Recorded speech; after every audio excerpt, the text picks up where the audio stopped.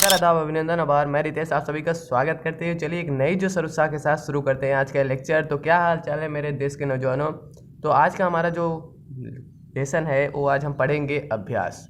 और किसका अभ्यास? प्रकाश का परावर्तन तथा अपवर्तन का पूरा हम क्या पढ़ेंगे? अभ्यास। ठीक है, तो सबसे पहले कमेंट करके बताना क्या हाल चाल है आप सभी का। तो चलिए वीडियो को। तो दोस्तों, हम प्रश्नावली का जो मेन अभ्यास है उसको जब हम शुरू करते हैं तो सबसे पहला सवाल क्या कहता है? निम्न में से कौन सा पदार्थ लेंस बनाने के लिए प्रयुक्त नहीं किया जा सकता। मतलब ऐसा कौन सा पदार्थ है जो प्रयुक्त नहीं है लेंस बनाने के लिए। तो जल से भी हम लेंस बना सकते हैं, कांच से भी लेंस बना सकते हैं, प्लास्टिक से भी बना सकते हैं, लेकिन मिट्टी एक ऐसी पदार्थ है जिससे हम लेंस नहीं बना सकते।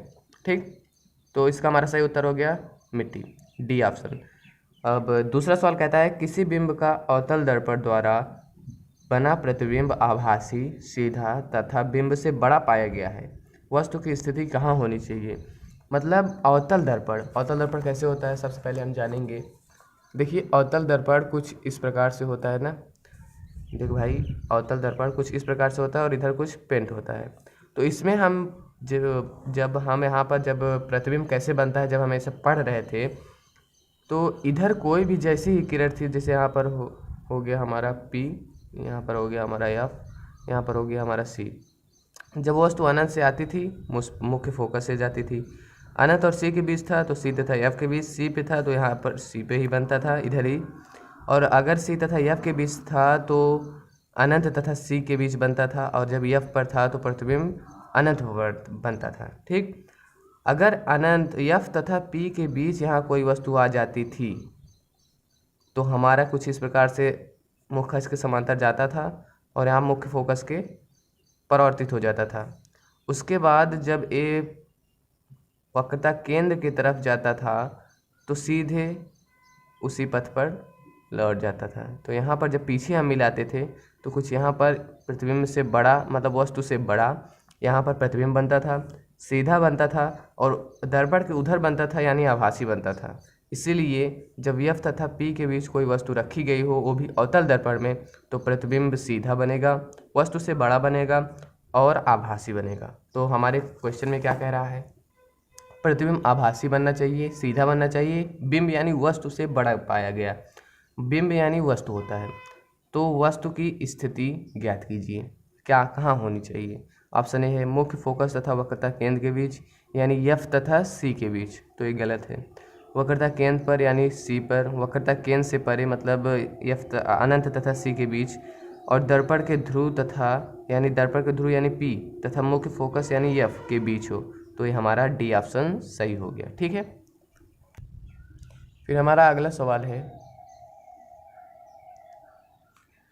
कि किसी बिंब का वास्तविक तथा समान साइज का प्रतिबिंब प्राप्त करने के लिए बिंब को उत्तल लेंस के सामने कहाँ रखें। किसी बिंब यानी किसी वस्तु का वास्तविक प्रतिबिंब चाहिए तथा समान साइज यानी उसका साइज बराबर हो का प्रतिबिंब प्राप्त करने के लिए बिंब को उत्तल लेंस के सामने कहाँ रखें। तो उत्तल लेंस हो या कोई दर्पण हो, अवतल दर्पण हो या उत्तल लेंस हो, इसमें वस्तु के समान प्रतिबिंब तभी बनता है जब वस्तु वक्रता केंद्र पर रखी हो। जैसे यहाँ पर हमारे पास हो गया यहाँ उत्तल लेंस, उसके बाद यहाँ पर एक मुख्य अक्ष, यहाँ मान लो है ये हमारा O है, ये हमारा F है, ये हमारा C है, AF AC। ठीक, C1 F1 F2 C2।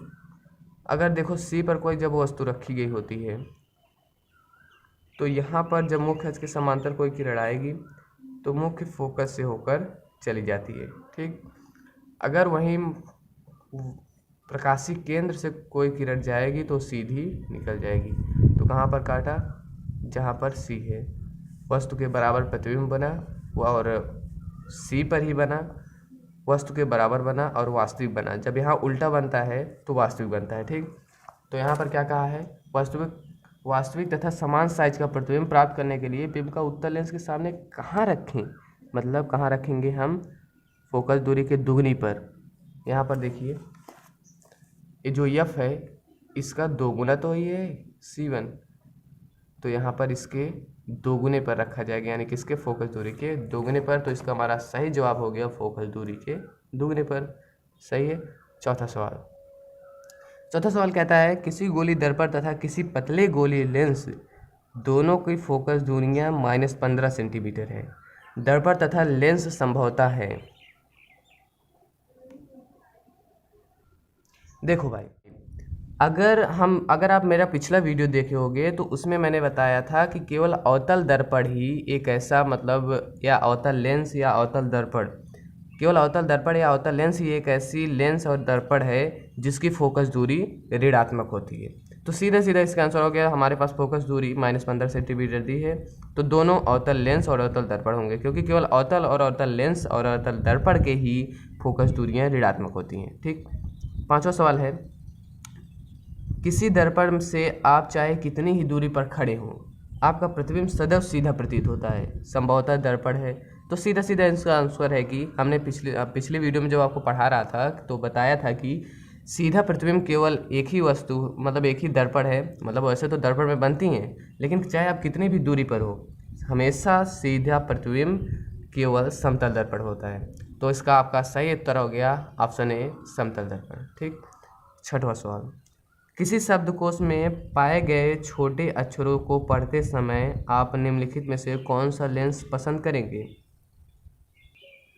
तो देखो गाइज, इसमें क्या होता है, हमारे पास दो ही लेंस हमारे इस दुनिया में मौजूद हैं। एक है अवतल लेंस और एक है उत्तल लेंस। तो इसमें हम मतलब कोई बहुत ही छोटी छोटी चीज़ें लिखी हुई हैं, तो हम किस लेंस का इस्तेमाल इसमें करेंगे? सबसे पहले बात ये आती है कि दोनों में बड़ा प्रतिबिंब किस में बनता है। मतलब अगर कोई किसी वस्तु का अगर वो बड़ा प्रतिबिंब कोई लेंस बना रहा है, तो वही हम छोटी चीज़ों को पढ़ने के लिए उसी लेंस का इस्तेमाल करेंगे। तो हमने यहाँ पर देखा, जैसे हमने यहाँ पर इस लेंस को लिया और यहाँ पर इसका हमने मुख्य अक्ष बना लिया, और यहाँ पर इसका वक्रता केंद्र हो गया। यहाँ पर F1, यहाँ पर C1, यहाँ पर F2, यहाँ पर C2। समझने की बात है, ध्यान से समझना। वीडियो को इसको स्किप करोगे तो कोई मतलब नहीं, सॉरी इसको बोल दिया।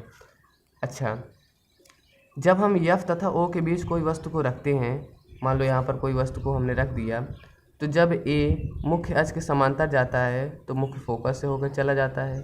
ठीक। और जब ये वक्रता केंद्र से प्रकाशिक केंद्र से होकर जाता है तो A सीधा निकल जाता है।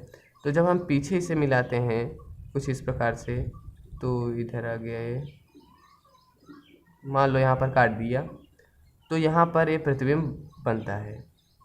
तो प्रतिबिंब वस्तु से काफ़ी ज़्यादा बड़ा बना, मतलब वस्तु तो इतनी छोटी है लेकिन प्रतिबिंब इतना ज़्यादा बनाया। तो किस लेंस का हम इस्तेमाल करेंगे? उत्तल लेंस का। उत्तल लेंस छोटी चीज़ को बड़ा बना देता है। लेकिन देखो, जितनी गैप यहाँ कम होती जाएगी, मतलब इसकी फोकस दूरी जितनी कम होती रहेगी, मतलब जितनी कम इसकी फोकस दूरी होगी, उतनी ज़्यादा बड़ी वस्तु हमारे पास, मतलब प्रतिबिंब हमारे पास बनेगी। उसी प्रकार यहाँ पर 50 सेंटीमीटर फोकस दूरी का उत्तल लेंस दिया है, क्योंकि अवतल लेंस की अब बात ही नहीं है, केवल उत्तल लेंस होगा।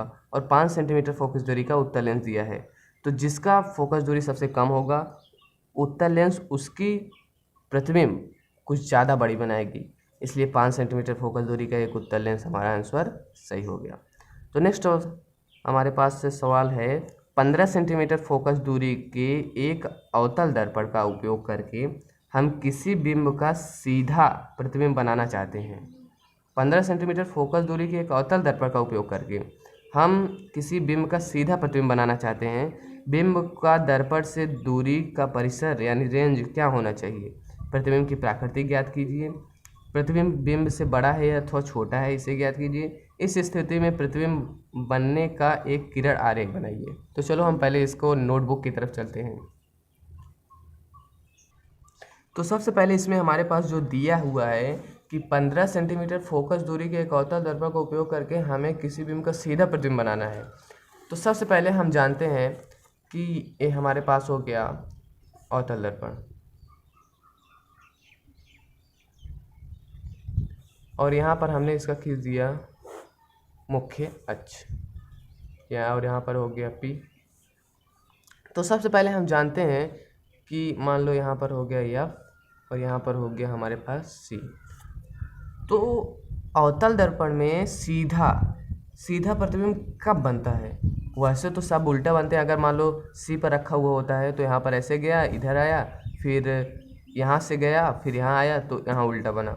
सीधा एक ही बार बनता है, कब? एफ तथा पी के बीच। और ये सब अगर आप नहीं जानते तो पिछली वीडियो में जाके देख लो, प्लेलिस्ट बना हुआ है, पूरा video topic by topic plus fair आपके पास उपलब्ध है। तो यहाँ पर जब होता है तभी वस्तु प्रतिबिंब हमारे पास सीधा बनता है। तो यहाँ पर मान लो कोई वस्तु यहाँ पर हमने खड़ी कर दी, यहाँ इसका नाम दे दिया ए बी, और जब मुख्य अक्ष के समांतर यहाँ पर गई तो जब ये यहाँ से परावर्तित होगी तो कुछ इस प्रकार यहाँ से निकल जाएगी इधर। उसके बाद अगली स्थिति क्या होगी कि जब यहाँ पर हम इसको वक्रता केंद्र के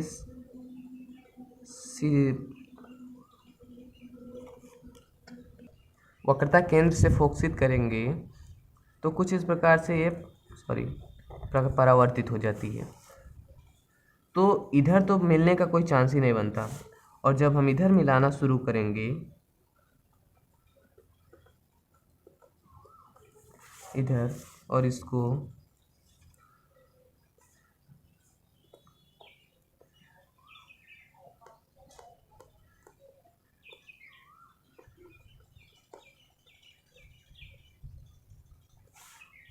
यहाँ पर ये काटती हैं। उसके बाद यहाँ पर हमने इसको मिला दिया। थोड़ा जो आकृति है वो गड़बड़ हो गया, लेकिन समझने के लिए काफ़ी है। यहाँ पर देखो वस्तु से यहाँ पर बड़ा प्रतिबिंब बना, लेकिन हमारे सवाल में क्या कहा है, 15 सेंटीमीटर फोकस दूरी का अवतल दर्पण का उपयोग करके हम किसी बिंब का सीधा प्रतिबिंब बनाना चाहते हैं। बिंब का दर्पण से दूरी परिसर क्या होना चाहिए, प्रतिबिंब की प्रकृति कैसी है। तो यहाँ पर हम सीधे देखते हैं कि प्रतिबिंब वस्तु से बड़ा है, तो हम यहाँ लिख देंगे प्रतिबिंब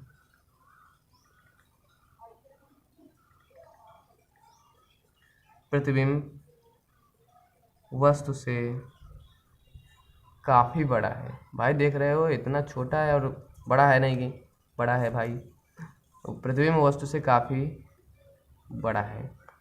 ठीक है, फिर दूसरा पूछ रहा है प्रतिबिंब बिंब से अथवा बड़ा अथवा छोटा है, प्रतिबिंब की प्रकृति कैसी है। तो प्रतिबिंब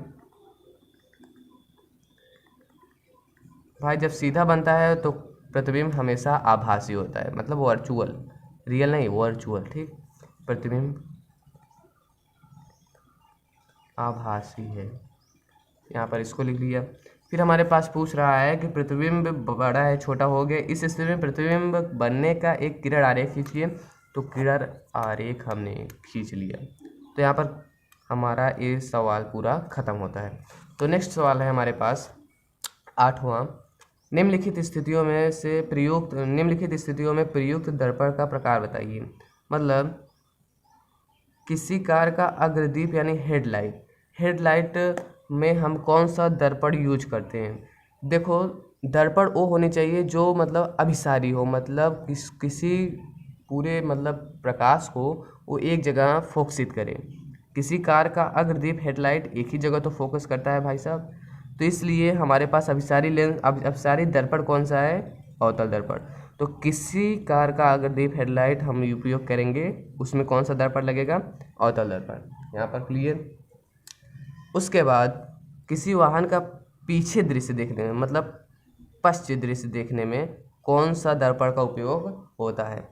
तो पीछे के दृश्य देखने में ऐसा कौन सा लेंस है, ऐसा कौन सा दर्पण है, सॉरी बार लेंस आ रहा है भाई, ऐसा कौन सा दर्पण है जो पीछे की वस्तु को देखने में, हम कार के कोई गाड़ी भी हो उसके पीछे, मतलब कौन सा दर्पण लगाते हैं जो हम वस्तु को पीछे से देखते हैं। तो इसमें ऐसी दर्पण होनी चाहिए जो किसी, पीछे तो बहुत ही बड़ी बड़ी गाड़ियाँ आती हैं लेकिन उसका छोटा प्रतिबिंब बना के हमें दिखाई दे, इसलिए उसमें हमारे पास आता है केवल उत्तल दर्पण, क्योंकि भाई ये तो बड़ा बनाता है कौन, अवतल दर्पण, इसलिए इसका दूसरा आंसर हो जाएगा हमारे पास उत्तल दर्पण। फिर सौर भट्टी में हम किसका उपयोग करते हैं, तो सौर भट्टी में हमारा अवतल दर्पण का उपयोग होता है। तो यहाँ तक आपको समझ आ गया। तो हमारे पास पूरे 17 प्रश्न इस अभ्यास में मौजूद हैं, यहाँ पर आप देख सकते हो पूरे 17 प्रश्न। तो आधा हमने सॉल्व कर लिया, मतलब 8 8 2 16, एक एक्स्ट्रा हो जाएगा अगले लेक्चर में। तो आशा करता हूँ ये आपको पसंद आया होगा, पसंद आया तो लाइक कर देना और चैनल पर नया तो सब्सक्राइब कर देना। मिलते हैं जल्दी अगले वीडियो में। Thanks for watching.